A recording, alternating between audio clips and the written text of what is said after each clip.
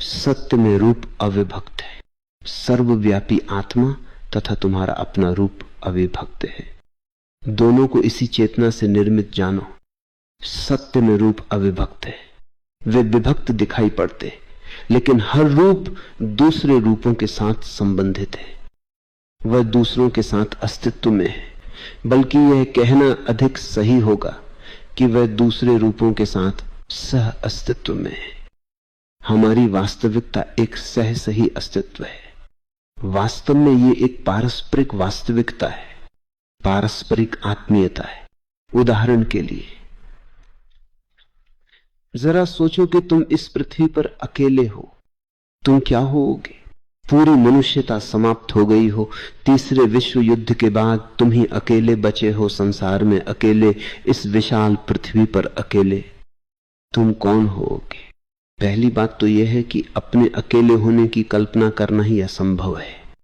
मैं कहता हूं, अपने अकेले होने की कल्पना करना ही असंभव है। तुम बार बार कोशिश करोगे और पाओगे कि कोई साथी खड़ा है, तुम्हारी पत्नी, तुम्हारे बच्चे, तुम्हारे मित्र, क्योंकि तुम कल्पना में भी अकेले नहीं रह सकते। तुम दूसरों के साथ ही हो। वे तुम्हें अस्तित्व देते, वे तुम्हें सहयोग देते, तुम उन्हें सहयोग देते हो और वे तुम्हें सहयोग देते। तुम कौन होगे? तुम अच्छे आदमी होगे या बुरे आदमी होगे? कुछ भी नहीं कहा जा सकता, क्योंकि अच्छाई और बुराई सापेक्ष होती है। तुम सुंदर होगे कि क्रूप होगे, कुछ भी नहीं कहा जा सकता। तुम पुरुष होगे या स्त्री होगे, कुछ भी नहीं कहा जा सकता, क्योंकि तुम जो भी हो दूसरे के संबंध में हो।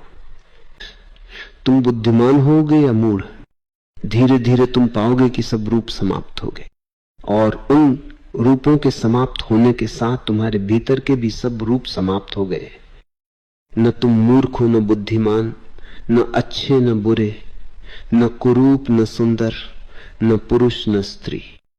फिर तुम क्या होगे?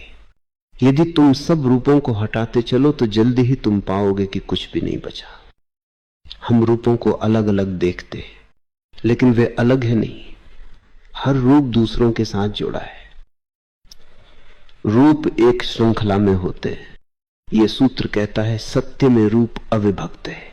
सर्वव्यापी आत्मा तथा तुम्हारा अपना रूप अविभक्त है। तुम्हारा रूप और संपूर्ण अस्तित्व का रूप भी अविभक्त है। तुम उसके साथ एक हो, तुम उसके बिना नहीं हो सकते। और दूसरी बात भी सच है, लेकिन उसे समझना थोड़ा कठिन है। जगत भी तुम्हारे बिना नहीं हो सकता।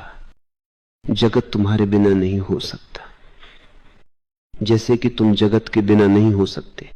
तुम अलग अलग रूपों में सदैव रहे हो और अलग अलग रूपों में सदैव रहोगे, लेकिन तुम रहोगे ही। तुम इस जगत के एक अभिन्न अंग हो। तुम बाहरी नहीं हो, कोई अजनबी नहीं हो, कोई परदेसी नहीं हो। तुम एक अंतरंग अभिन्न अंग हो, और जगत तुम्हें खो नहीं सकता, क्योंकि यदि वह तुम्हें खोता है तो स्वयं भी खो देगा। रूप विभक्त नहीं, अविभक्त है। वे एक है। केवल आभास ही सीमाएं और परिधियां खड़ी करते हैं। यदि तुम इस पर मनन करो, इसमें प्रवेश करो, तो ये एक अनुभूति बन सकती है। ये एक अनुभूति बन जाती है। कोई सिद्धांत नहीं, कोई विचार नहीं, बल्कि एक अनुभूति है। हाँ, मैं जगत के साथ एक हूं और जगत मेरे साथ एक है। यही जीसस यहूदियों से कह रहे थे, लेकिन वह नाराज हुए, क्योंकि जीसस ने कहा, मैं और स्वर्ग में मेरे पिता एक ही है। यहूदी नाराज हुए।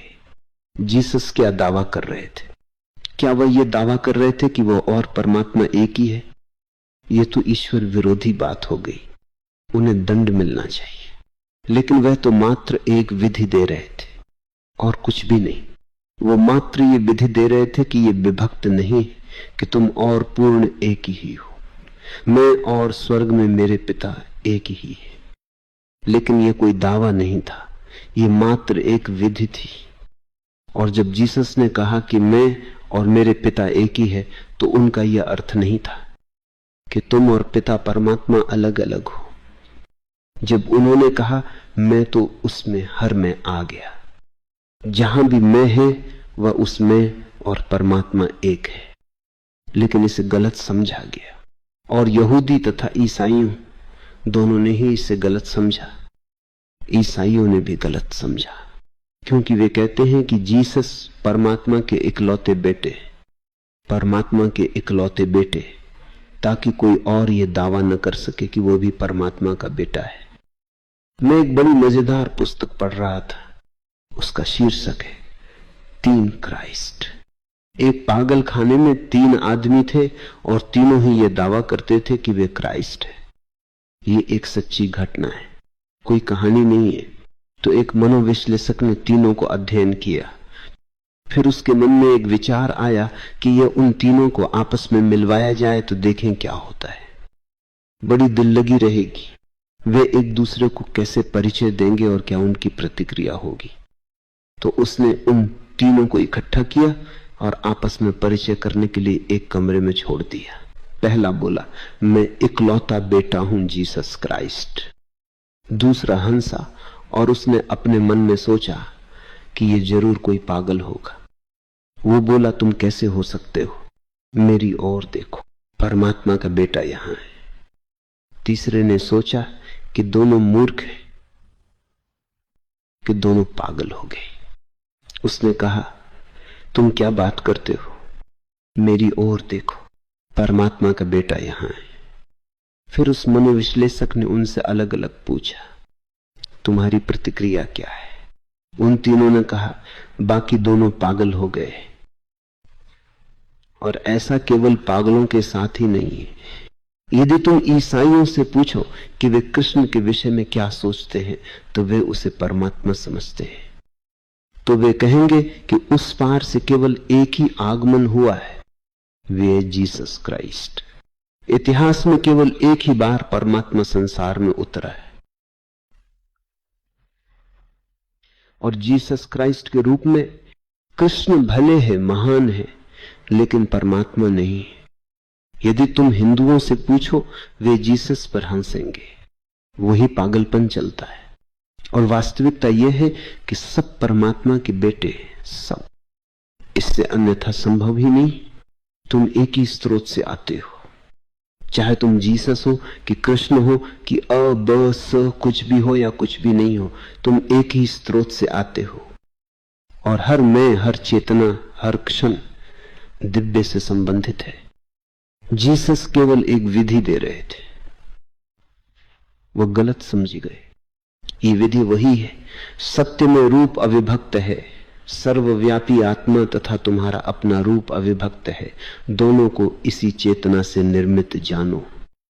न केवल ये अनुभव करो कि तुम इस चेतना से बने हो, बल्कि अपने आसपास की हर चीज को इसी चेतना से निर्मित जानो।